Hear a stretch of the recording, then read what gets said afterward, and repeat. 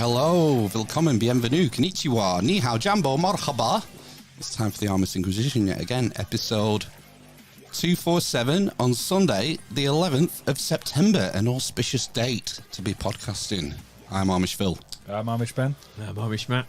And tonight's beer, as we were just discussing, is Theakston's Old Peculiar. Yeah. But there's nothing old or peculiar about tonight's guest. We've got Dan Stevens with us. How you doing, Dan? Hi guys, thanks for inviting me on. It's a pleasure. I've been looking forward to this. We've been talking on Twitter, and you sent me out on a wild goose chase to find an old tombstone, and I pretty much shit the bed. But I was thinking we might get into that in a minute. There's a famous quote by Napoleon. History is a set of lies agreed upon. And I get the feeling, looking at what you put on Twitter and whatnot, that you probably sympathise with that point of view. Would that be correct? Yeah, definitely. Nothing is as it seems at the moment. I think current events have raised a lot of questions over the way things are run, and people have started asking questions about history and, gone out and started doing their own research. And I think that's an important starting point as well, that the history that we look at and the history that we rely on is written circa 1700, 1800. And it's written by aristocrats that were able to do the traveling, do the research and visit these places. But now in 2022, we're just as equipped to do our own research. Fair enough, we may not be able to go to the sites with shovels and start digging it up, but we can see exactly what they saw. And we can make up our own mind instead of relying on what they saw and their interpretation of that. We can go there, we can visit these sites, we can look at the photographic evidence of other people that have visited the sites. And this is the problem. People are asking questions because the kind of mainstream legacy narrative doesn't seem to match what people are photographing and seeing when they visit these sites. So it raises lots of questions. How did you end up down this rabbit hole? Was there something that happened, some sort of experience you had that made you start questioning how the world works? Yeah, I think for me it was a slow burn. Obviously, we've spoken before, and my background was I was a whistleblower that was exposing issues around anti-doping in the UK, and I worked with the Sunday Times on that, and that was a Sunday evening mainstream headline news story where UK anti-doping had refused or failed to investigate doping in the UK. At exactly the same time, UK anti-doping were in Russia, saying that Russia were running a state-funded doping program. UK anti-doping on home shores were refusing to investigate what potentially could be a large-scale doping program within the Premiership Football League and other sports. So I was asked to testify to Parliament after the Sunday Times ran the story. I'd done a couple of evidence sessions with the Digital Culture, Media and Sport Committee. That's the same committee that Zeb Coe or Lord Coe refused to attend. I also worked with the UCI, which is the Union Cyclists International, who run cycling, run the Tour de France. After the Lance Armstrong scandal, they launched a £3 million investigation into a history of doping and within cycling, and I was one of only 16 athletes that was listed in that report, and it's called the Cyclist Independent Reform Commission.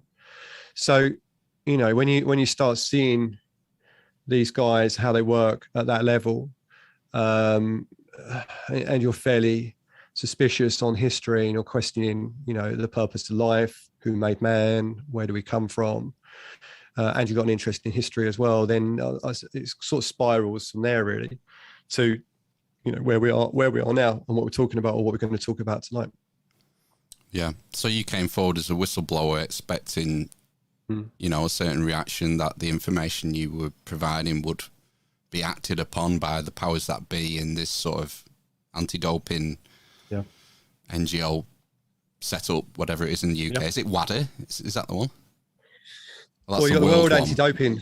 Yeah, you got the World Anti-Doping Authority, and they manage the WADA code, which says what you can, what you can't do as an athlete. Right.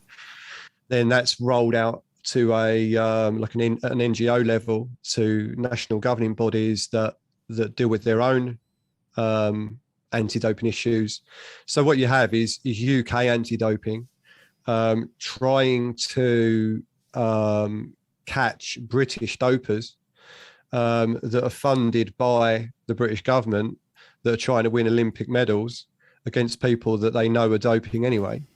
So, you know, when you see athletes who are British, as an example, you see Paula Radcliffe beat a Russian marathon runner who was hand selected through a, the schools program, clearly genetically gifted, then put on a doping program using something like EPO, which will give you, 15% improvement. And then Radcliffe puts 2 kilometers into her on Earl Grey and tea cakes. It raises questions. And I've used these substances myself. I've used EPO. When I'd cycle, we'd manage the output in power in watts. So if I was 78 kilograms, I could ride 300 watts for 30 minutes. Within a few months of using EPO, I was 71 kilograms. So I'd lost 7 kilograms. And I was putting out 380 watts for an hour and 20 minutes. Wow. So imagine if you do that and then someone else comes along and you're already doing that and you've already got that improvement and they still put 2 minutes on top of that in a marathon. Mm. The thing with me is it always seems like an arms race when it comes to doping, and that the medical or pharmaceutical profession with the athletes are always 1 step or 2 steps ahead of the regulators and the testing. Well, that gets really interesting because, and I can give you some more information on that. The legal company, the law firm that defends Wilder, defends the IAAF, defends Lord Co, defends Chime Media, defends UK anti-doping, is a law firm called Bird and Bird. Bird and Bird's legal department effectively write most of the Wilder code. So they're a British firm dealing with, Wilder, IAAF. I think they deal with FIFA, basically all the sports bodies. But sport is only a small percentage of Bird and Bird's legal work. Bird and Bird's main expertise is in writing patents for early stage pharmaceuticals that have not yet reached not yet reached marketing. So what you've got is a legal firm who've got access to early stage patents, trying to sanction non-British athletes and defending all the media stuff and all of the other issues that go with the bad publicity that you've seen with anti-doping. So there's obviously a massive conflict of interest there. So the problem is not many people really look at this stuff. It's there. The journalists can see it's there, but we know what journalism looks like at the moment. And this stuff isn't really getting out there. So there is a lot more to my story, and there's a lot more to other stories like mine with regards to numerous athletes that have basically died in their sleep under the care of British Cycling. Wow. We know that British Cycling were kind of quote unquote raided by UK anti-doping, and they found testosterone, anti-acne drugs, birth control drugs, Viagra, of all things, at the British Cycling's velodrome. So that investigation then spiraled into the Dr. Freeman investigation, where Dr. Freeman was buying testosterone for British Cycling's athletes or staff. And it was investigated by the General Medical Council, and he was later struck off. So we know what's going on.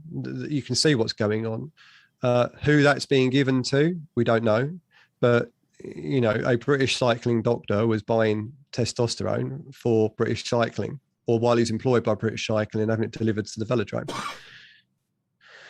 So now, go on. No, I was just going to say there's like a similar thing, like in football and Liverpool, where there's this, it's called a conspiracy theory, but it's probably just true, where the entire squad is being diagnosed nearly with asthma. So they can take sort of like the inhalers and things like that. And obviously that increases your sort of your output and all the rest of it. Liverpool's quite a smoggy city. It is, isn't it? But there was like they just recently bought a striker, and I believe prior to coming to the club, whether this is true or not, but I'm just going to say anyway. But he wasn't diagnosed with asthma, did his medical, and he was suddenly diagnosed with asthma before he joined, essentially. So he could get it, and improve his sort of performance. This is what you saw with Bradley Wiggins when he was taking this Jiffy bag, and he had a therapeutic use exemption for triamcinolone, which is like Kenacort. Kenacort is a cortisone injection that you would have been able to get on the NHS for seasonal allergies. So rather than taking a antihistamine for the year, you could get a Kenacort injection. That's a cortisone injection. But the benefit of cortisone of an athlete is it's catabolic. So you'll lose weight. If you take Kenacort, inject Kenacort or cortisone, it will help you lose weight and retain muscle or retain strength. So when you look at the Tour de France and these riders are super, super skinny and they've all got TUEs for cortisone and cortisone injections, which is an injectable version of the brown inhaler, then, so they really need to be taking the blue inhaler and the brown inhaler. They don't need to be taking cortisone injections, intramuscular injections. And this is all old school doping that was still going on fairly recently. And it's important to realize that those riders haven't slowed down. They're still going as fast, if not faster. And also the riders that are the old school riders that were doing that are now the team managers and the director sportifs of the teams that you see in the Tour de France. And they're there doing that job for a reason. And when you say it's an arms race, it's an arms race now for the countries that manage anti-doping. So if you're an NGO and you want your athletes to perform and win medals at the Olympics, it's kind of, it's insane to expect that those guys are going to doggedly pursue our next Olympic champions. And this is why it's bizarre. Ideally you should have the Russian NGOs managing the British athletes and the British NGOs managing the Russian athletes, because obviously they're going to be on it's going to be more intense what they're doing. So it's a bit of a nonsense, really. And I've got kids, and I don't think I'd ever want them to get involved in sport, because as good as they could be, there's going to be a point where you say, well, look, you're going to have to dope. And when you look at the history of cycling at the moment, it was only a week or two ago that the young lad, he was a 34-year-old rider in Scotland, just died in the morning. There was another lad a couple of months back. There was two lads that were under 16. I've researched the autopsy report, the coroner's report for one of those lads, and they put an official warning on it for British cycling, saying that they're absolutely shocked that British cycling, who run a marginal gains, attention to detail, no stone unturned policy, wasn't doing any fitness tests or health tests on its 16-year-olds. Of course, if you was doping your 16-year-olds, you wouldn't want to be seen to be doing any tests on those. One, it may disclose the evidence of doping. So you'd better off saying, well, we just wasn't doing any tests, we're incompetent. But yeah, that's happening against the backdrop of a marginal gains program where British cycling support their riders at the Tour de France who take their own pillows and duvets to hotels across France. And this is what you saw with Team Sky when it comes to Bradley Wiggins. They were saying attention to detail, marginal gains, blah, blah, blah, blah, blah. When they said to David Brailsford, have you got the medical records for Bradley? They said, oh, we haven't got any. We've conveniently lost theirs. We lost every single one of them for our most successful rider. Isn't he from round here as well? Exactly. Yeah, I think so. He's an East London guy. Yeah, he's a I think nice lad. I used to live in the northwest, isn't he? The issue is he's part of the job. It's part of the job. I'm not advocating doping. What I'm saying is it's a situation where it's a game, isn't it? These guys know they're not going to perform if they don't do it. It's like the prisoner's dilemma, isn't it? That you're damned if you're doing, damned if you don't. If you don't do it, you're not going to have a job. If you do it and you get away with it, you're going to get a job. And if there are guys getting away with it, what you're going to do. You either beat them or join them. So it's a kind of a natural selection process where arguably you would say that the natural kind of sociological issue that goes with sport and doping indicates that most of the athletes will be dopers. Well, if you don't do it, you won't have a job. Yeah, I mean, there's been I'm taking it back to football again, but there's been a few high profile people. So if you were cycling, then I was just interested when they kind of turn up to sort of do you like a random drugs test on you. Because there's been like a few players. The one that's coming to my mind is Rio Ferdinand. He got banned, didn't he, for like a year or something because he missed 3. So how easy is it, I suppose, to avoid detection? Well, when I first met with UCAD, there's a rule in the WADA code that says if you give them information that leads to the discovery of an anti-doping rule violation, or should lead to the discovery of an anti-doping rule violation, you're able to get a reduction of your ban by up to 75%. So this happened in the Armstrong case where the US anti-doping were working with, I think it was the FBI or something like this, where Lance's ex-teammates had a knock on the door of a man with a gun and a badge and said, you need to tell us everything because we're the FBI. That's very different to WADA knocking on your door. So these guys spilt the beans, and those reports, which were an investigation into corruption, accidentally landed on the desk of USADA. So the irony with the Armstrong case is US anti-doping cheated far more than Lance did to catch Lance. So you got the foxes guarding the hen house.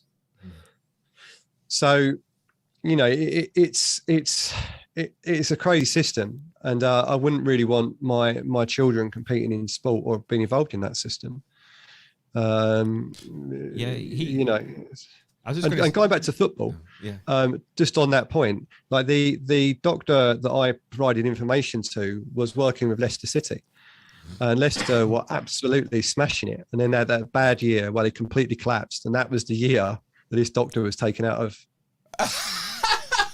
Wow. So that's when they won the Premier League, was it? That period? 2016. I think it's 2016, was it? Oh, my word. It's insane. And the doctor, like when I was working with the Sunday Times, they were going to publish the story, and they rang me up and said, look, we're going to go live with it. I think that was maybe in November. And then he rang me and said, look, something's happened. We can't tell you what it is, but we're going to hold the story back, but it's crazy. So they had one of the performance coaches, one of the major Premiership League football clubs, on video with the doctor over dinner saying, look, the doctor deals with the doping. I deal with the fitness and the nutrition, but basically dope half the Premiership. And they had him on video. So the Times, obviously, as they do, they have to release the story to the people they're going to write the story about. Right, to reply, which gives them the opportunity to put an injunction. So I can't say who they are, obviously, but 4 or 5 of the major Premiership League football clubs put an injunction on the Times to stop the story. And then subsequently after that, it went quite big. I'd done quite a lot of TV work for RT, who are now, banned all over Europe. Because you could imagine Russia wanted to run the story that, while UCAD are pointing the finger at Russia, UCAD are failing to do things in the UK. And then I was asked to speak at the Cheltenham Book Festival and do a question time with Lord Moynihan, who was, Margaret Thatcher's kind of right-hand man at the time. I thought that was Willie. Everyone needs a Willie, she famously said. It was a crazy debate. Like they were talking about criminalising doping. Now, of course, if you criminalise it, it's harder to sanction the athletes. So the countries that are not part of this kind of scam WADA system have criminalised doping because the burden of proof. So as it is at the moment, the way anti-doping works, you've got to prove you didn't do it. They don't have to prove you did it. So kind of a quasi reversed burden of proof. They say you've done it. They've got a moderately good case against you, and you've then got to prove they're wrong. Now, what WADA funds the anti-doping researchers, and in the funding document, it says that if your research leads to information that says that there's errors within the testing, and you give that information to athletes who then use it to successfully defend an anti-doping case, you have to refund all the money we've given you as funding. Right. So an athlete goes to a professor and says, look, you've done this test. The professor's sitting there saying, well, I know it's a crap test, but if I tell you it's a crap test and you use that to defend yourself, WADA can ask for all the funding back. Right. And presumably WADA pay for, it's up to them to pay for all the random drug testing throughout sport. Exactly. So going back to your original question, how did I go down this rabbit hole? That's how academia works. And these clowns are writing our history. Mm-hmm. So when you start looking at the history and you see what we see, you also see that they couldn't see what they must have seen what we see. But they choose to ignore it. Yeah. Or they're not, or exactly. They either choose to ignore it, or they're not allowed to report it. And I think the end result is they'll choose to not ignore it, because if they don't ignore it, they won't have a career. They'll be gone. You know, it might be worth you telling people watching this what I asked you to do in the build-ups to this. You set me a challenge to have a look around local graveyards and see if you can find any headstones dating. What year did you say? Like before the 1700s, something like that? Pre-mid 1700s. Pre-mid 1700s. Pre-mid 1700s, yeah. So I looked around our local town. We're in Preston, our local city. And the majority of the churches I found that I knew about were 19th century, and they didn't have graveyards. So I had to think a bit harder. And I remembered there's a little church at Broughton that looks old as shit. Yep. So I had a quick look on Google and it said 1906. I thought, what? And it turns out if you dig a bit deeper, it was renovated in 1906. The actual tower is 15th century and it has a graveyard. Mm-hmm. So I went, I knew it as I'd been to a funeral there in a previous life. So I went, had a look round, spoke to a nice lady who's a bell ringer. And I've left it inside. She gave me a little pamphlet because her husband had written a pamphlet about the gravestones in the church. Oh. And the earliest one I could find in that church was 1840. And it was staggering, the size of them. These from the sort of 1840s to late 1800s, these headstones are massive. They're like 4 or 5 feet high, 3 feet wide. 900 mil to millennials. Did you find the witch as well? Oh yeah, is that in that one? No, coming on to that. Oh right, okay. That's it, Broughton. Oh right, okay. No, because that was a bust. I'm trying to find something before 1700, and the earliest I found was 1840. Okay. So I was talking to my missus this morning, saying I can't find it, and she thought of a few local old churches, and she went, "What about you? Want to go to Pendle Witches?" There'll be some old stuff. And I thought, right, yeah, great idea. Witch trials were 15th, 16th century, maybe. Yep. So there's a church in Broughton called St. Anne's. I'm gonna throw up a picture here. Watch this for. Let me just scoot up. Editing. Yeah, it's gonna come up now. It's called Gravestones. It is. That's a picture of St. Anne's Church. Yep. And Where's that? Broughton. Sorry, Woodplumpton. Woodplumpton. Yeah. And they according to them, there was a chapel on the site at least 1200, according to their records, whatever that means. But it's an old church, and I found a few interesting things.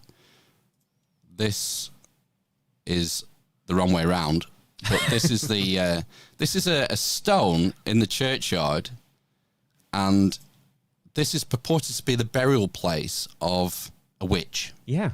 Who was buried face down. Yes. Absolutely. So she couldn't dig herself out. The witch's grave. Beneath this stone lie the remains of Meg Shelton, alleged witch of Woodplumpton, buried 1705. Now, there's nothing on it. There's no markings. It's a cool story, bro, isn't it? That's as far as we can go with it. I wanted like a stone inscription. Now, this is interesting. I'll just have to transform this again, enhance, rotate, magnify, rotate 90 degrees counterclockwise. Right, so this is outside the front of the church, and this is an old stock. Yeah. You see, 1600, aren't they? Well, they purport to be 1600s. How many arms did that person? Goro from Mortal Kombat. Yeah. So there's 4 holes there, which your arms and legs would go in, and then they'd pelt you with all sorts of feces, I presume, and rotten vegetables. Right. There is an inscription. If you look at the right-hand pillar, there's an inscription there, AB 73, I think it is. So I would assume that the left-hand pillar would have had 16 or 17 or 18. Don't know. So this thing you're seeing here, this is like an ornament in a fish tank. Go on. Yeah. Go on. Like What do you mean like by the that? fake pirate ship in. Okay, you know when you look in an aquarium, there's a deep sea diver that's standing around in the bottom of it, and you got the fish, the goldfish, swimming around thinking he's a real deep sea diver. That ornamentation is done for effect. This is what you see in a fish tank. You see like a sunken ship, and you see a castle. Yeah, you see a ship in the bottom of the ship, in the bottom of the fish tank. Now the ship hasn't got any masts. Yeah, the ship hasn't got any nails. The ship hasn't got an anchor, because you don't need to build a real ship and then make it into a sunken ship. You just build a ship as a sunken ship. You get what I'm saying? So you build a derelict castle in the bottom of the fish tank, and you see this at a lot of churches, and it's done for effect. Right. So you find a lot of these old school type stocks around churchyards, do you? I've seen the same. Yeah. It's like it's kind of old school ornamentation, and the reason it doesn't quite make sense is because it just doesn't make sense. We'll go into that in a bit more detail around that kind of narrative creation. Isn't that where they put the heretics? Sorry? Isn't that where they put the heretics? Outside the church in the stocks. Well, what they do with a lot of this old stuff, and you see this with kind of recent virus type stuff, where, you know, in China, people were collapsing and dying. And then we look at that as propaganda. But it's more a case of creating a mindset where we're going to do something really bad to you, but it could be a lot worse because, you know, you could be in stocks or you could be collapsing on the streets of China. So it's this some kind of conditioning program where they weave in this horrific kind of torturing and medieval stocks and racks and stuff like that. Because, you know, if you don't pay your parking ticket, you know, that's plan B. So of course you didn't pay your parking ticket thinking it could be a lot worse. So am I getting the picture then, as far as like the people collapsing in the streets in China at the start of the Western propaganda rather than Eastern propaganda? Yeah, Western propaganda. The people throwing themselves out of the balconies in China because they're in lockdown again, that's Western propaganda. Because we've seen videos again only this week of these drones, because they've apparently locked down another 20 million people or something, and they've got drones flying around the skyscraper going, you know, telling them to shut up. As they're pushing us towards communism, they're saying that communism's really bad. So this communism isn't as bad as theirs, but we've got no way of knowing whether that communism even exists. Unless you actually go. Now, I sponsored cycling teams, and we did actually go. We were paid by the UCI to send riders to China. You know, we sent 17, 18-year-olds who are, you know, top British cyclists to China to do a cyclocross race in China. No problem, no hassle, nothing. Wow. So the whole thing is a Western construct, like the plight of the Uyghurs. And don't get me wrong, I'm not saying China are perfect, and I haven't been myself, but my personal experience of sending athletes there to race, no issues. And you know, these were young lads. These were 17, 18, 19, whatever they were, with a mechanic. They'd say if there was an issue, you know, they've got pictures of themselves walking around on the Great Wall of China, you know, cuddling Chinese girls, taking selfies, putting on their Facebook pages while they're out there. Yeah, because we hear about the Great Firewall of China, don't we? Yeah. When it comes to internet, it's wholesale bullshit, and this is what you see with the stocks. So that's why it's important that you see those stocks, because it's narrative creation. You know, you see the stocks and what do you instantly think of? Guy Fawkes, witches, you know, people covered in feces and rotten apples. And, you know, when you go to the school fair as a kid, there'll be a pair of stocks there and you put them on your feet and someone will throw an apple at you and everyone will laugh at you. And therefore, because you're role playing like you did when you queued up for toilet rolls and then, you know, done all the other stuff and clapped the NHS. Yeah. And where else do you see the same thing? You see exactly the same thing at Stonehenge. Before you go and see Stonehenge, you're taken to the visitor centre and you see a glass fibre version of a slightly smaller stone on a trolley with wheels on it and a piece of rope, and you have to pull the piece of rope, and then it tells you how many versions of you it would need to pull that stone. What it doesn't tell you is how much wider the rope would need to be to drag the bloody stone without it snapping. And then you see the same at Aswan Quarry, where you go to Aswan and you're forced to watch a 45-minute video all about how they, you know, carved the unfinished obelisk out of stone diorite pounders. Then you're taken outside and you're given a pounder and you're taken to a red granite rock and you're told to hit it. And then once you've finally done that, they'll walk you into the quarry and show you. Really? Yeah. I've never been. Yeah. See, I've never been to so it's role play. It's role play. When you're a kid, you dress up as a Roman. You dress up as a shepherd. You dress up as a Greek god, you know, and when we were kids, I was born in 75, we even watched a TV program called Mr. Ben, where every day you would go into a fancy dress shop and dress up as the cowboy or the Indian or the spaceman. You know, and then at your school fair, the fire brigade would turn up and you'd sit in the fire engine with a yellow fireman's hat on and you'd feel like a real fireman. So if you get people to dress up or play the part, to them say, well, actually, that those characters maybe don't exist, you're already too invested in it psychologically to then even begin to think that those characters might not exist. Right. You've already dressed up as Mary. You've already played the role of, you know, whatever you played in the school nativity plays. The same with the Dickens novels and all the other stuff, all the other school pantomimes and theatre that they would put on as well. But I've seen a real life donkey. Yeah. I've eaten a real life carrot as well. But it's what they do. It's what they do. Whoever they are is what they do. Yeah. And so when you visited these graves, right? Yes. What was the earliest? Show some more pictures there, because I did get some graves. That's just the pillar of the stock there saying AB 73, whatever it was. I think this was the oldest. It says IL 1747, I think it was. Yeah. And this was tiny. That's like maybe a foot tall, 2 foot wide. Yeah, there's a bit missing that says, I told you I was, and then IL 1747. What they use is a J or an I. And there's like a theory to say that the I or the J is Jesus, and then it's like an indication of the fake 1,000 years and blah, blah, blah, blah, blah. I don't think it is. I don't agree with that. I don't think there's any years before it, period. And I think the 1,000 years, fake 1,000 years is, you know, we've got no idea where we are. We're living in a universe that's infinitely old on a rock that's somewhere. And yet we think it's the year 2022.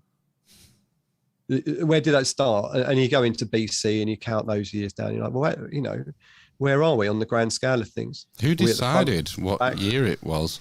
Well, we did. Exactly. Other cultures have different years. So that some of the Middle Eastern cultures have different calendars. There's an Islamic calendar and there's a Chinese calendar. Yeah. So ours is just as much a construction as theirs. Absolutely, yeah. So the dating on that headstone is typically what I've been finding. The headstones are quite small. Yeah. The headstones after that are quite large. You have to kind of rummage around in the ground to get to the date, sort of pull the grass back and you can see what's there, you know. And it's normally J746, you know, and when you do find a larger one, they'll tell you a little bit of a story about who the person is and how old they were. And typically they die when they're 70 or 80 years old. So that's another thing that's important when you do find these. This is a more typical one that's a little bit older. So 1768, right? We don't start colonizing Australia until 1788. Right, yeah. Right? You can't find large-scale evidence of human remains in Britain that done the colonization. When you go to America, you clearly can't find the large-scale remains of bodies pre-1768, using this picture as an example, because there was no one there. All right, yeah. So we look at America, look at New Zealand. Yeah, we look at New Zealand, massive area. Look at Australia, massive area. We look at America, massive area. And other areas that were colonized as well. All those areas have got vast, areas of land that just look like they've been scorched or nuked. And then you go into your history of America, and they seem to be playing down the population, before the colonization. There seems to be a lot of evidence of, stories of giants and megalithic structures that exist in America that shouldn't really exist in America. I'm only just noticing now, but looking at this, 1768, the one looks like it doesn't fit. No, they that's how they do it. That's how they do it. That there's nothing to look at in that. It is 1768. It is 1768. And I when I first started looking at this stuff, I was like, okay, fine. Like maybe I'm being paranoid. Maybe the churches are part of the Industrial Revolution. The towns and villages like popped up. A lot of work is going on, a lot of population growth is happening, and therefore the churches are relatively new. And that's why you're not finding any people in the graves before these dates. But what you see, and this is where it gets quite curious, is when you do find these graves, there's only one or two of them dated 1760, 1750, and then there's a gap. Yeah, where's the rest? And then they all start at 1800. So it's almost like a couple have been placed in a village and then given a group of people who then die 50 years afterwards. They all start dying at the same time. So you see typically, I'll go over it again. You see headstones, very few headstones, maybe two perhaps. And you see that every second or third church. And then all of a sudden there's a gap. And then 1800, 1810, 1820, bang. Mm-hmm. This is just population explode. So then you cast your mind to, back to what I said about colonization. Yeah. If we can't find large scale human remains in the UK, then you have to ask who was doing the colonizing. Right. Now, if no one was doing the colonizing, what are you looking at? A complete mystery. You're looking at global colonization. From where? I don't know. Come on, guys, you've seen you start Moonfall. digging into this history, and if you can't find large-scale human remains in Britain, then who done the colonizing? Right. So right. Yeah, we're told by the accepted, if you like, historical narrative that around 1780 we start going to Australia, New Zealand. Yeah. The New Now, World. if you used to globalize a planet, and the people that you're placing on that planet are not allowed to know their history, right? The cover story would be you would need a starting point. You'd need a plot on that planet where there would be a large group of people, like the British Empire, that were able to do the colonization and facilitate the colonization. So when you start walking around these graveyards, you think, well, okay, fine, that's crazy. That is batshit crazy, right? There must be human remains somewhere. And what do you see? Well, you see a narrative, and the narrative is consistent in town to town, village to village, and church to church. Typically, there was a large medieval burial pit where a load of bodies were found. They were all dug up, they were all moved, and they were all reburied, and they built a church on the top of it, or another building on the top of it, or a council building on top of it. Everyone, town after town after town after town, which sounds crazy. But this is the issue. Now, I started looking at this and so okay, let's sort of like try and remain objective in here, right? We know that Westminster Abbey was built, around 1060, right? We know that if you're going to find large-scale human remains and evidence of an old ancient civilization, you're going to find that in Westminster Abbey. So if you pay a visit to Westminster Abbey, when you walk into the main hall of Westminster Abbey, what do you see? you just see large statues of lords and sirs and aristocrats on these big plinths carved out of marble, dates underneath for their feet. And all the dates start 1680, 1689, 1720, 1740.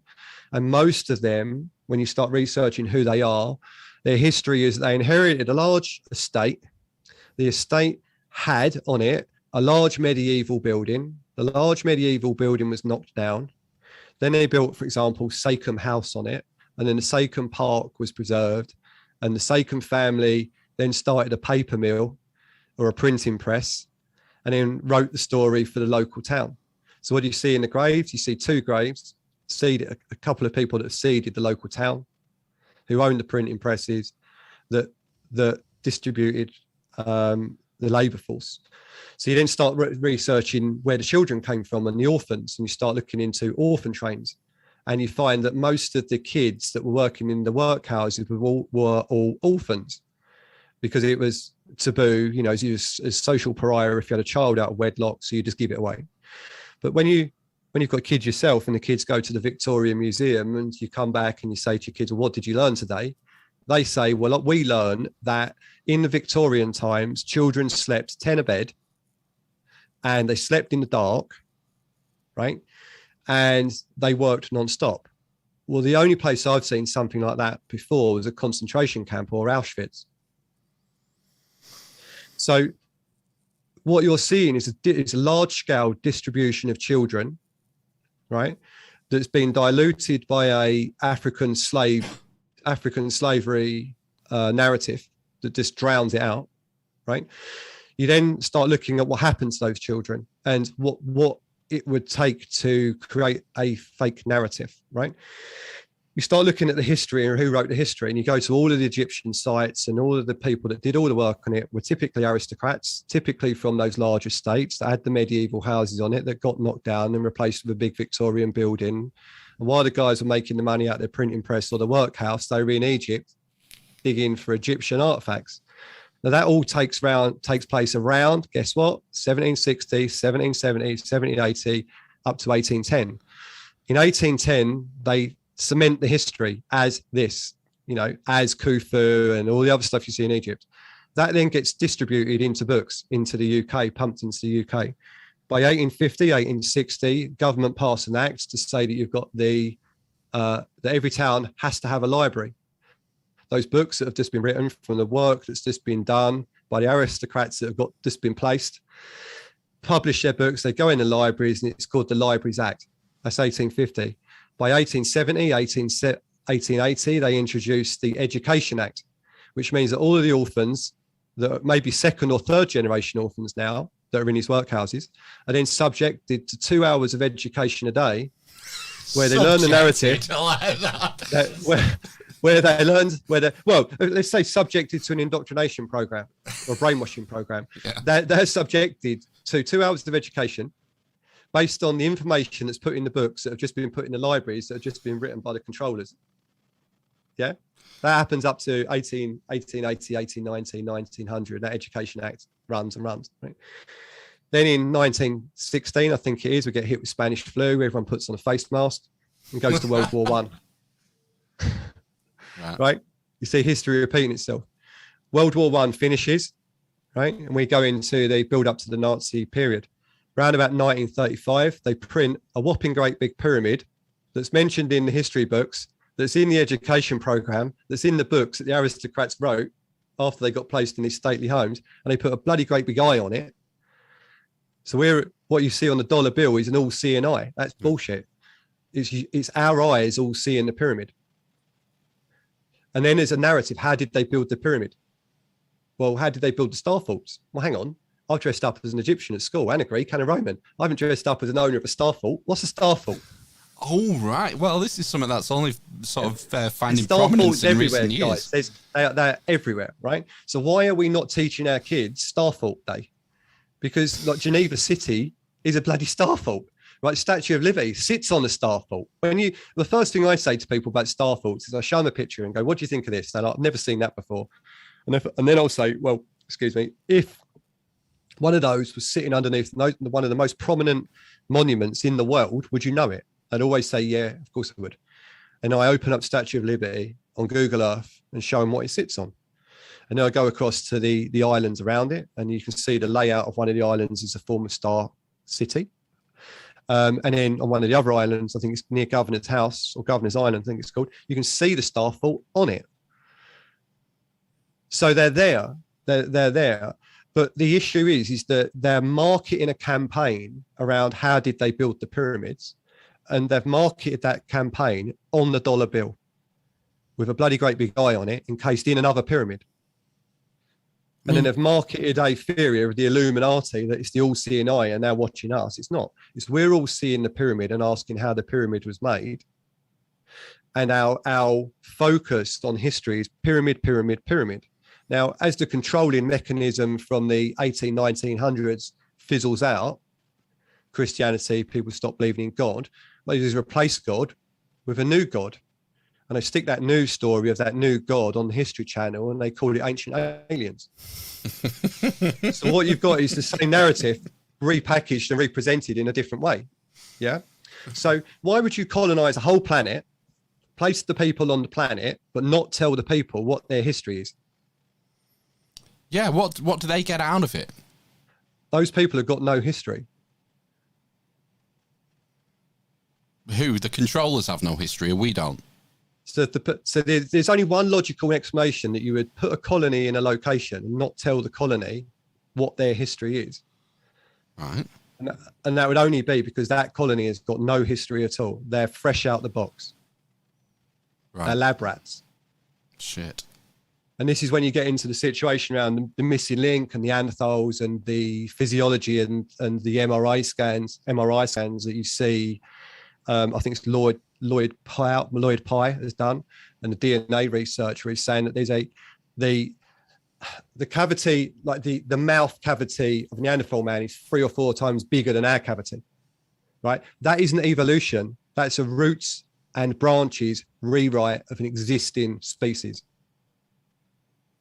To see a mouth cavity reduce 4-fold as evolution is wholesale bullshit.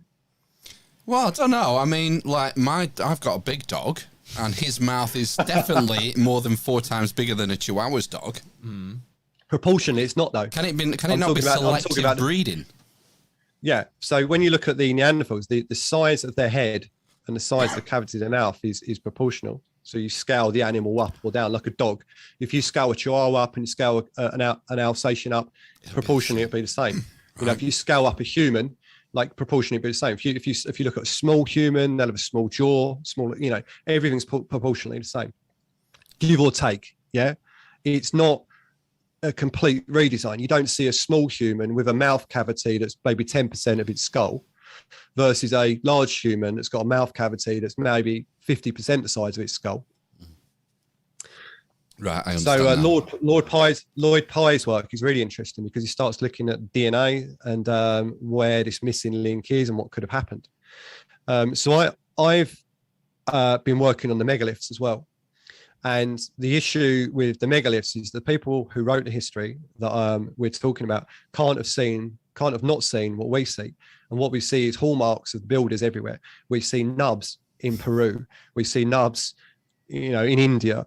We see nubs in Egypt. You see a nub on the portcullis inside the Great Pyramid, right? So the people that built this stuff were the owners of the technology that left the hallmark of the nub. So the nub is effectively, when I say it's a hallmark, this is like a swoosh on a pair of Nike trainers. It's either a hallmark of the manufacturing process or it's a hallmark of the brands that built this stuff. In my view, it's almost so prominent, it's like a brand in its own right. So you go all around the world, you look at all these megalithic sites and you find you find a number of hallmarks. You find bevel blocks. So the blocks are kind of got a bevel edge on the outside of it, slightly tapered. You find the cyclopean walls where the blocks are all interlocking. You find the nubs. You find the weird corner joins that go into an L before the block ends. And you look at sites like the Valley Temple in Egypt versus the Coricancha in Peru.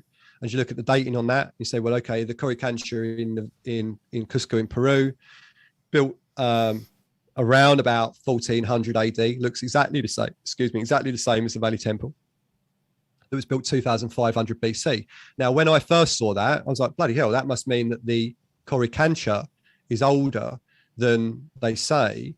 And that goes back to 2500 BC. I don't think it is the case. If anything, you could argue that actually the Valley Temple is newer. It's 1400 AD. Because how can you have the identical building? Like what you kind of have it both ways. It's either much older or much newer. If you've been brainwashed into this ancient alien psyop, then you'll go, well, it's older because everything's older. Yeah. It's even older. What does age do? Well, age just dilutes things. Yeah. So I've got an interest in hunter-gatherers because wherever you see these colonization programs happen, what you see is squatter man symbology. You see effectively a blank canvas and a scorched earth, like you see in Australia, like you see in interior of USA. And you see hunter-gatherers. Now, if there was a planet-wide genocide to get rid of a previous group, you're not going to get all the buggers. Some of them are going to be on holiday in Wookiee Hole, Cheddar Gorge, in caves in Lanzarote. Some of the buggers are going to survive, right? Imagine all of us guys are now on a lads' weekend on the piss somewhere, right? We decided to take a day out and go into a cave. We hear a pop outside, the ground shakes, and all our phones are dead. We all go outside and go, there's no one left. It's like Planet of the Apes out there. The first thing we're going to do is probably need to change our underwear. Yeah. After we've changed our underwear, we're going to go back inside and start sketching what we think happened or what witnesses saw on the caves. Imagine if we saw that happen 300 years ago. Imagine if you're the group doing the genocide that wants to wipe out the history of that happening. What do? You know you're not going to get all the buggers. You know some of the oral traditions are going to survive. What you do is you create a fake history and you push a starting period all the way back. If these people have seen some kind of discharge come down, hit the ground, cloud come up, what do? You go around and you know that's what they're drawing. That's what they saw. Right, you could potentially take that symbology, knowing that you're going to push it back in time, and then start drawing a variant of that event on older sites, and then dilute what they see. You know you're not going to get all of them. These people are going to be running around and going, "Look, you're the new colonists. Potentially, this world's been wiped out." Now, those new colonists are going to say, "No, that's old pagan and shamanic folklore, isn't it? That happened years ago." Well, no. Yeah. Now, just bear in mind one thing, right? What happened when we colonized America? What happened to the native Indians? We're told that they got wiped out by disease, smallpox and whatnot. What happened to the Aborigines when we got there? I don't know. Same, I guess. Same. Yep. What happened to the Maoris when we got to New Zealand? Same. Hunted them down and got rid of them. And we raped them and we diluted their genealogy. And we took all their mythology and twisted it into a new narrative. Yeah. So when you see the squatter man symbology and you look at David Talbot's work on squatter man, what he's saying is planets aligned and it created this plasma discharge, and you've got the squatter man symbology drawn in caves everywhere, right? And those caves are 30, 40,000 years old, right? Well, when you spend a lot of time traveling and going caves, the first thing you see on the caves is all the dust and the debris and the rocks that are on the cave floor. So we're supposed to think that dust and debris and rocks, they eroded around the cave paintings and left the cave paintings on the walls. Yeah. Yeah. So what's happened is you've got planet-wide destruction that happened potentially 1700, followed by the introduction of a new species. Right? You've got the survivors going outside and saying, bloody hell, guess what's happened? Let's just draw it on the cave walls.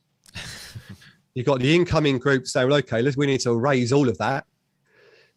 Including the indigenous we know we aren't going to erase all of it. We're going to weave it into symbology, right? Yeah. And knowing that that's happened, you use the current mainstream media to just spin it into more symbology and more years, and use people like Robert Schoch and Graham Hancock to push it back even further. Now, imagine if that people were saying, yeah, look, do you remember the lost world? It's like, what? No, that isn't the lost world. Yeah, the world that got blown up and taken over. You mean the lost city of Atlantis? No, We mean the planet that got invaded. No, that's Lost City of Atlantis. We know that's real. Plato's there. Plato told us about it, so we know it's real. So you then start looking at other weird stuff that doesn't really make sense, right? Where you live, how often do you find money floating around on the streets? Never, unfortunately. No. Right. No. I don't either, right? But in Roman days, there was money all over the place, buried in the fields. They just ran around throwing money and coins in the fields. Yeah. And guess what they done? Really conveniently, they even put dates on those coins. Yeah, well, and then they pictures of the sprinkled emperors, it around the ruins. Yeah. So we know the ruins of Romans because they threw their money on the floor. Yeah, just to let us know, just for future posterity. Yeah. Bullshit, they did. Yeah. When you round up the artifacts we rely on, I personally think you'd struggle to fill a couple of IKEAs. You know, you go into the British Museum, it's a big site, right? I spend a lot of time in the British Museum, but if you took all those artifacts, wrapped them in bubble wrap and threw them in a box, put it on a shelf, you probably wouldn't fill up an IKEA.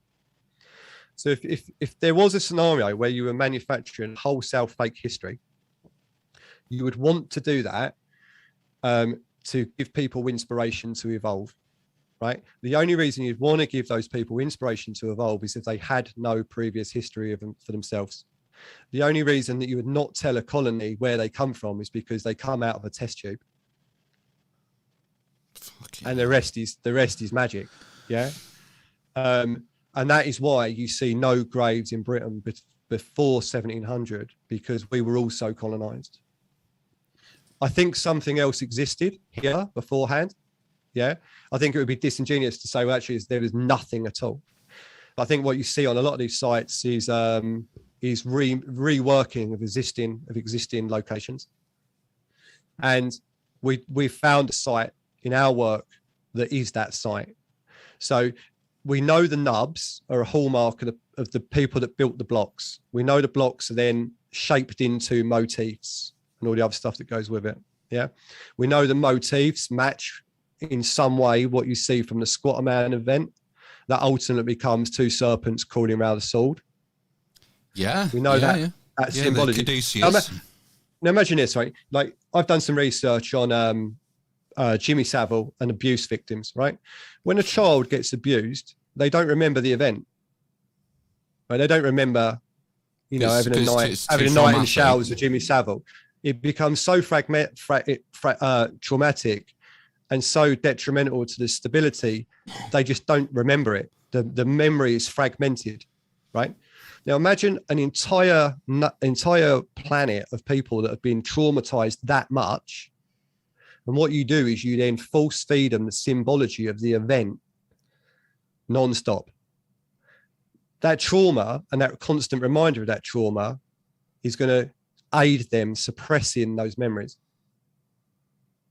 So the purpose of the symbology is to keep showing you what happened, so you keep forgetting what happened. Are you referring to occult symbology as well there? No, some of it. I think it's someone's done this. So that symbology of their force feeding trauma. So imagine you take a child that's been abused by Jimmy Savile, and every day you show him a picture of Jimmy Savile. Right. Yeah. So imagine a planet that saw like a plasma discharge come through with like two snakes things going around it, which is what you see on the Squatter Man symbology. Yeah, it's a toroidal discharge motif, isn't it? And Talbot is trying to play to the academic side of things and gain notoriety as an academic, but being alternative, right? And what he's saying to try and be academic is to say, well, the planet's moved around. Yeah.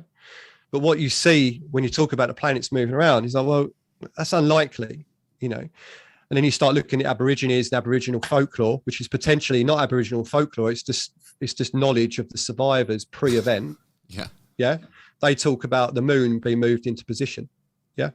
Now, then you go to Stonehenge and you look at Woodhenge, which is like 52 wooden poles buried around the perimeter of Woodhenge. Guess what they were for? They were predicting the eclipses. And why would you want to predict the eclipses? Why the Aborigines are talking about a moon moving in? Yeah, what is the obsession with eclipses? Why is it relevant to agriculture or anything else? I mean, it's just, it goes dark for a minute and that's it. Why the obsession with trying to predict eclipses? Other than, I mean, you could bring some sort of religious thing. Oh, it's a bad omen, so we need to know when bad omens are coming. But that doesn't hold any weight with me, really. And there's more stuff that's questionable, right? We know flint was made millions of years ago in a geological process and et cetera, right? So why is all the flint on top surface? Why is the top surface flint sitting above the Romans? And what why do you mean? Stonehenge? I don't follow you there. Flint above the Romans. What do you mean? The older things are, the deeper they're buried. Yeah. Yeah, you don't. Right. So flint is millions of years old, and flint should be buried at the bottom, right, at the lowest level. But flint happens to be on the top level. The Romans we know are old and they're buried, right? But we know Stonehenge is even older than Romans, but Stonehenge isn't buried. Now the mainstream would say with Stonehenge. The mainstream would say that Stonehenge was constantly used by pagans. Yeah. So you got a couple of pagans prancing around in white gowns in Wiltshire Plain, right? Stopping Stonehenge from being covered. While in Rome, after the barbarians had bowled into Rome, sacked the entire Roman Empire and taken it over, and actually, we're not going to use this place anymore. We'll just leave it abandoned for 2,000 years and let it get buried. And the best example of that is the Temple of Antoninus and Faustina in the Roman in the Forum. And if you look at pictures of Dresden, you look at pictures of the Roman Forum, they look very similar. Oh. So in the Roman Forum, you see all sorts of destruction in there. So not only are we looking at the hallmarks of the builders and the nubs and the polygonal walls and all the other stuff that goes with it, we're also looking at the hallmarks of destruction. So when you build a brick wall, you normally get a T profile between the bricks, wouldn't you? You have two bricks facing each other, then you have a brick overarching the top, like this. Yeah. Yeah. What they do is all of the sites share a hallmark of the same destruction, and the corner of those two adjoining blocks is cut out. The T section has got a V section gouge in it, and you see that all over the Colosseum. Every join in every brick, all the way up to the top, has got a gouge on it, right? The mainstream narrative is that was where the barbarians, after they sacked Rome, after they did what they did, they discovered they didn't have enough metal, so they wanted to start gouging metal out of the walls because they knew the walls had metal joins between the blocks supporting them. But obviously, if you studied this stuff, you'll see that the blocks do have metal joining the blocks together. There's like either a double dovetail join facing each other, which is then poured as liquid metal into the midsection of the middle of the blocks. So where two blocks join, you'll see like either an H profile or a double dovetail. That's in the middle of the block. That's not on the outer face. Mm. So how would the barbarians, Alaric or Geseric, whoever, know that you've got to take the blocks apart to find it like a little piece of metal? Like, well, this is the problem. This is the problem. It would actually be quite easy just to lift the blocks off and get the metal and drop the block back down, or just knock out all the blocks. Take a brick off, get the metal, take another brick off, get the metal, etc. So you just dismantle the whole wall when you just take the block. But no, that's not what they've done. They've manually chiseled into the corner section of these blocks, right? To extract them, right? So what we see is Corinthian columns, right? We see nubs, we see Greek Roman, and we see that style and the motifs all over these sites. But when you get to a site called Sardis, what you see is nubbed blocks that just look like grey breeze blocks you'd find on a building site. And that site got buried around about 1700 in an earthquake. And when you look at the pictures of Sardis, you will see that not a single block has got a Greek or Roman motif or style, nothing on it, right? Bearing in mind the site got buried, you also won't see the blocks from the original completed building scattered around it. They're literally building a ruined building. And between the blocks, they've started to carve in the T-section gouges. So what you see is grey blocks with nubs, with no stylization on it, no motifs on it, no excess blocks where it's been knocked over and destroyed. But yet the hallmarks of destruction already been artificially worked into that site. So they're literally building a ruined castle at the bottom of a fish tank. Yeah. So if the locals as survivors had seen this kind of squatter man imagery and say that was some kind of cataclysmic event, and you were trying to get rid of the surviving knowledge of that because you were placing a fresh batch of whatever clones, GMO humans, yeah, and they've got no history. You don't want the survivors of the old group running around in shamanic tribes going all woo-woo telling the new guys about the old world. But what you could do is just push their woo-woo knowledge back into antiquity and just say this is ancient shamanic stuff that, is either a myth or, a mythology. And of course, the issue of mythology, who gave the myth holders the myth? Yeah, well, again, I mean, we've done sort of some podcasts on this sort of the origin of myth, and there's conflicting ideas whether it comes from astronomy or what. Who knows? None of us were there. That's the point. How do we can't verify it? There are no certain answers in this field, is there? Yeah. So this is what you start. These are the kind of questions. A lot of my commercial background is litigation, contractual disputes, and dispute resolution. So that normally entails QCs. It normally entails lots of evidence. It normally entails a lot of like pre-contractual sales correspondence, contract law, contracts, and all the details that go with those contracts. So when you start looking at things on a forensic level, and you start looking at the detail, and you start viewing history as a witness statement versus what you actually find boots on the ground, you start seeing very quickly that the dating of all the sites relies purely on the coinage. And the coins have the dates printed on it and a figurehead of the then emperor, right? You have to then ask, well, why? Why would you do that? What would be your point of inspiration for doing that? And also, why is all the money in the fields? Now, the layperson will say, well, it's obvious. They were all invaded and they shit themselves to throw their money out in the fields and so they were running away. But I don't agree with that. It's too convenient. It's too coincidental. We don't do that now. I don't think we did that then.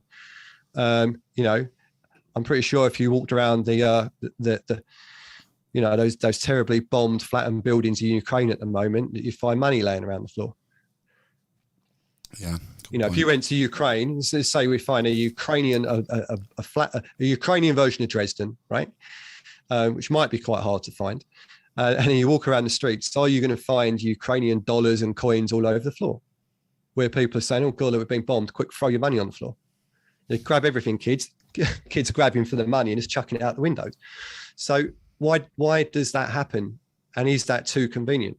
If you look at it on the face of probability, it looks like it might be unlikely. But there are other things as well. There's more than that. We all know about the high-tech tooling that we find in Egypt, right?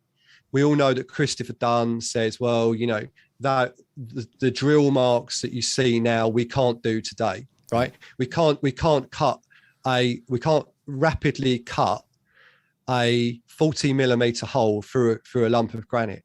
Of course we can. My bloody kitchen fitter done it the other week, straight away. What Dunn will say is, oh, well, but you can't drill 2 millimeters per rotation. Well, no, you might not be able to drill 2 millimeters per rotation with a 1 millimeter drill bit. But if you put a 50 millimeter drill bit on it, you're dealing with the amount of travel it takes to cut. It's not per rotation, it's travel per cut depth. So Christopher Dunn's created an oversimplification of the accuracy that you see on a lot of this Egyptian stuff. So if you've got a 50 mil wide drill bit, that's cutting a lot of distance. That can easily cut 2 millimeters per rotation.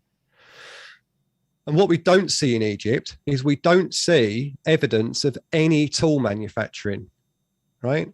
We don't see any conspiracy to hide the tools that made the tools, that were located in the factories, that resourced all the materials you need to make the tools that made the tools that cut the holes.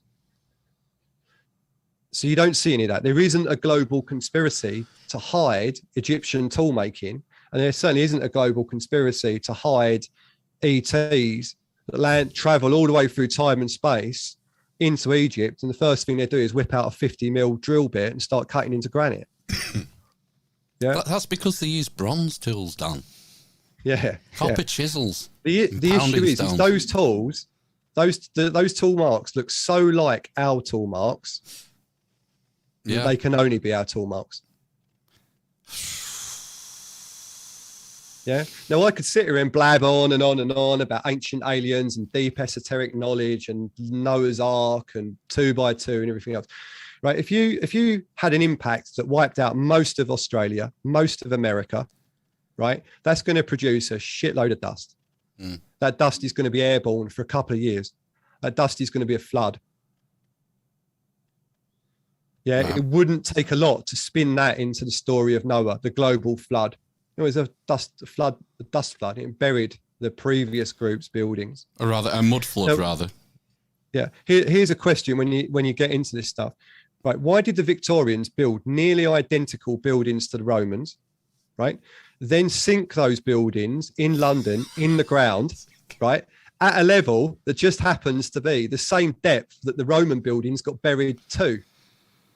Oh, right. So if you look at the Temple of Hadrian in Rome, right, it's nearly identical to Canada House in London. The ground level after the Temple of Hadrian, or that has been excavated, is nearly the same level as Canada House is sunk in the ground. Right, those T-section gouges that I told you about, they are intact in square blocks, and they're located on the front of the National Portrait Gallery that was built in 1890. And you can go there tomorrow, get on the tube, go to the National Portrait Gallery, walk around the front section of it in Trafalgar Square, and between the joining blocks, you'll find 2 mini blocks. Now, those, Nikki might have spoken to you about the filler blocks.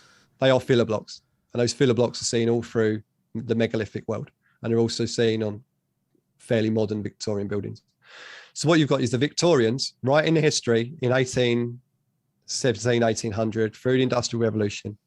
At the same time, they're digging out Roman buildings. Imagine something comes into your planet and says, right, we're just going to invade all of you, right? One city gets attacked and wiped out, buried. Right, the next city sort of half gets buried. A whole continent gets wiped out. At some point, some of the cities are just going to say, look, I'm getting the white flag out. Just leave us out of this. Take our buildings.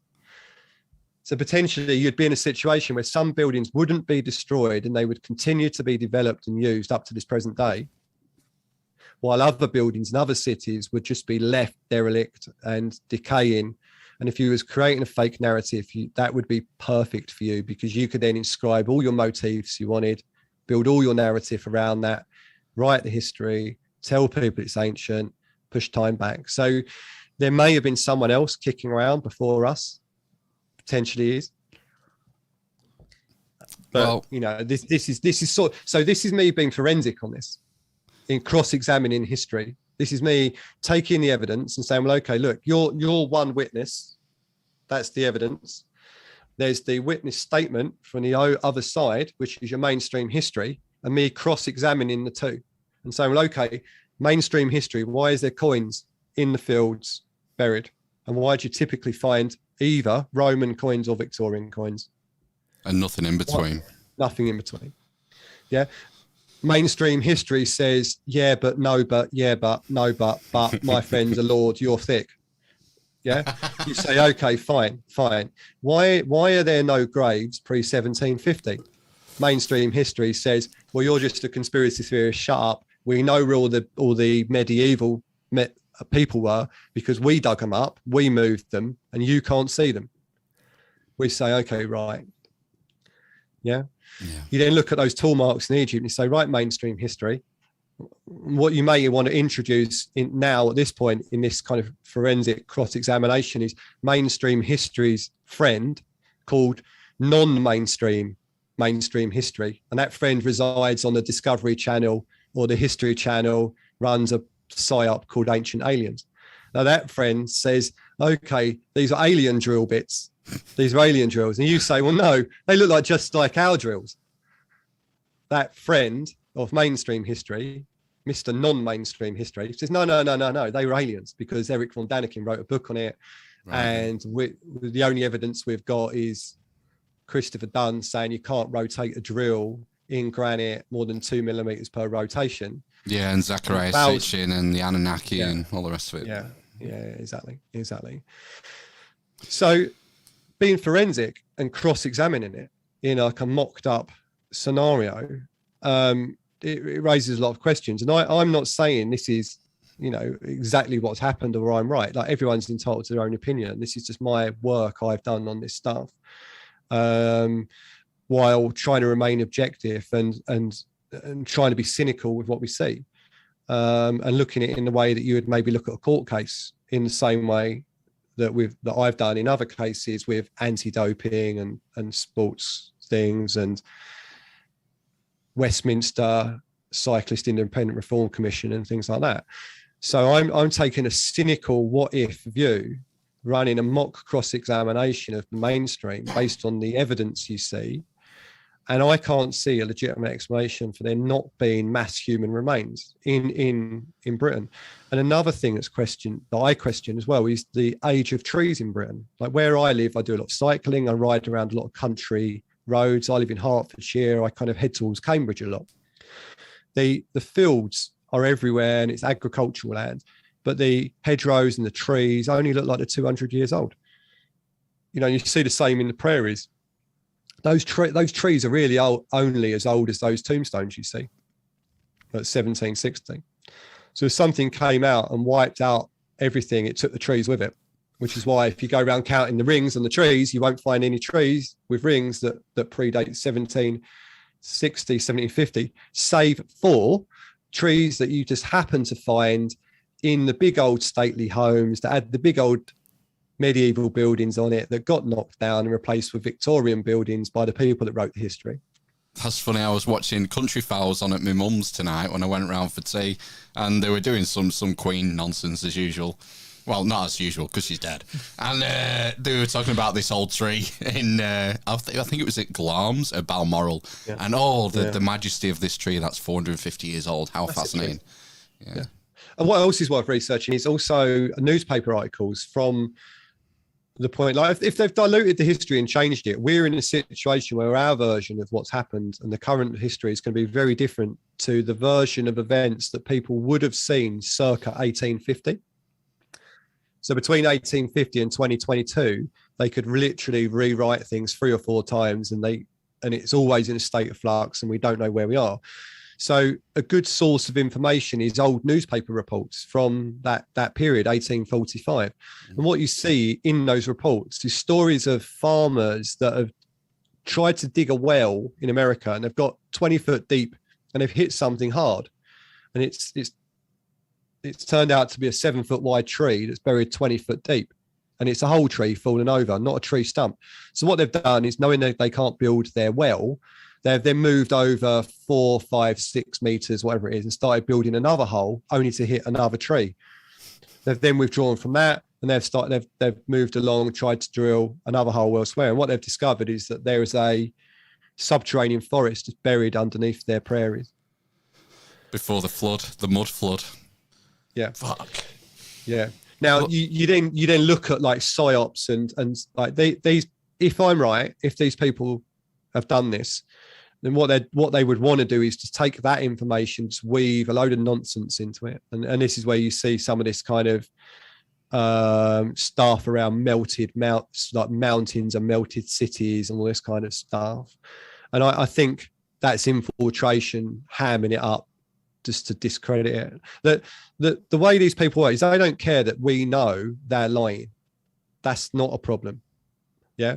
In fact, it's a benefit to them. The more we know they're lying, the more they can lie, and the less we know what the truth is.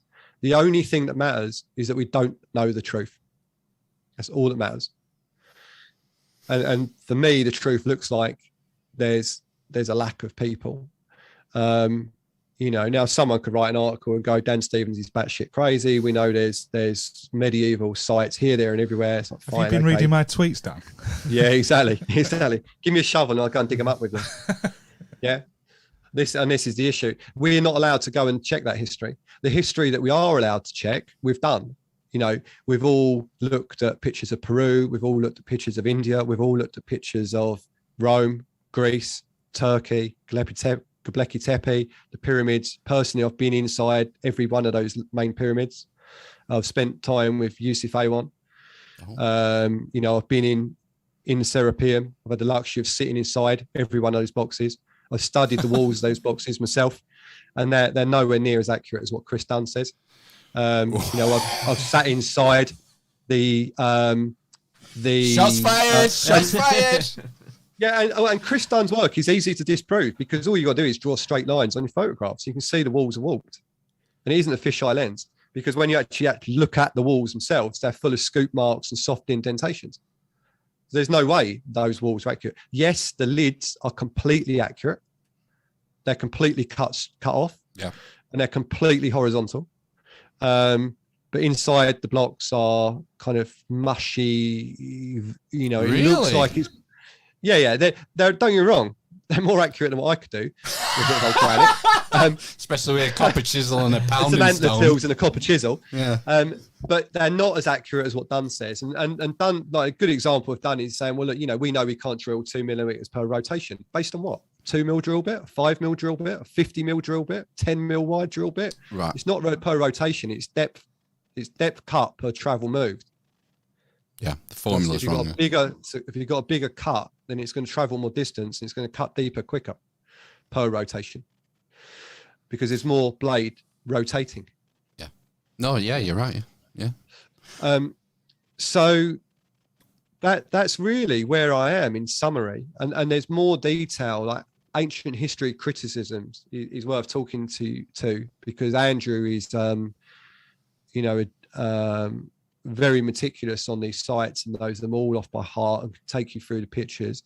He would be a good person to talk to in terms of looking at the nub sites, then looking at the site I'm referring to, which is the blank canvas.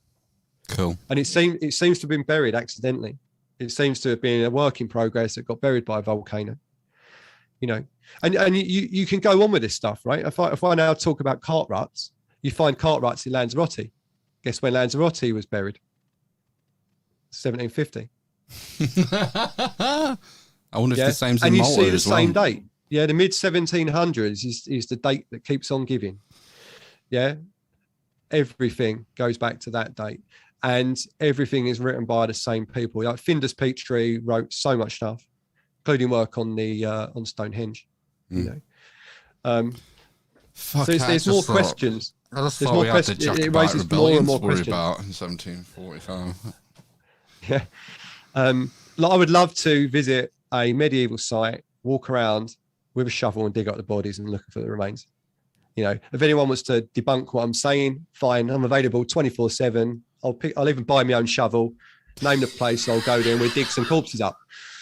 It's that simple. You know, put your money where your mouth is. If there's a mainstream academic saying this guy's full of crap, great. I'll name the time and place and we'll go there and dig them up. Of course, we're not allowed to dig them up, but Wikipedia says they're there.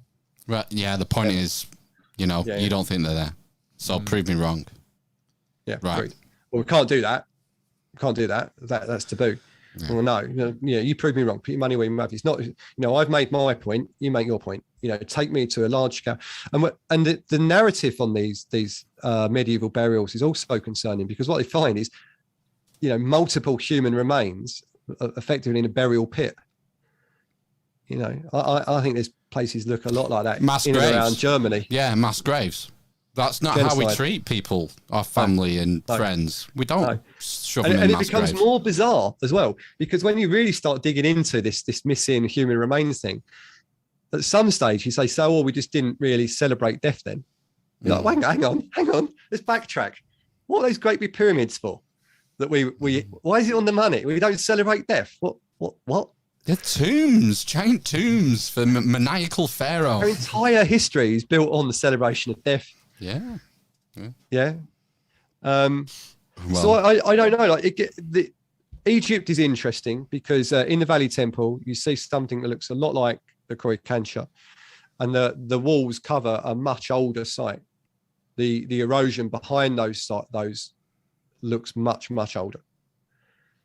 So there seems to be someone somewhere. You never get taught about star faults at school. Why? What's going on there? Why would you just not? Why is it all Romans and Greeks? Why is there not anything on star faults? I got quite a long way down a lot of this research until I actually even knew about star faults. And most people you talk to are the same. Never heard of them. They're like, what star faults? What are they? No.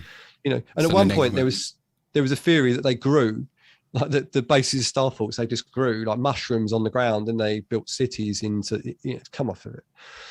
So they just don't talk about them. Like Geneva is a good example, because Geneva City is effectively built on a star city. So the star faults the word star fault is probably it's incorrect. They're more star cities, and Geneva is a good example of that. And there are multiple other cities that are also a good example of that. Yeah. But we're just not told about them. Well, Dan, I could listen to you all night, but we've blown past an hour, nearly an hour and a half already. And we're going to have to do this again, because don't make me do it. I want to talk to you about like the education system, and we sort of hinted about academia and other things, but there's more to this rather than just the sort of the ancient history stuff.